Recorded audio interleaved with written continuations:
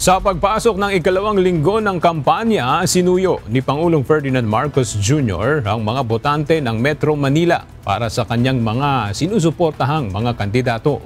Muli, may patutsada ang Pangulo sa kalabang partido. Pagbigyan niyo po ako at binibilang ko lang yung aming mga kandidato dahil tinitiyak ko na kumpleto at wala pang napasabugan ng Granada.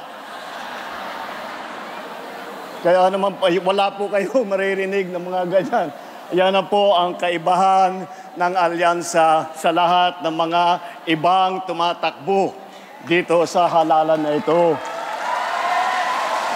Wala po kayong maririnig na masasamang salita. Wala po kayong maririnig na panakot. Wala po kayong maririnig ng pagmumura.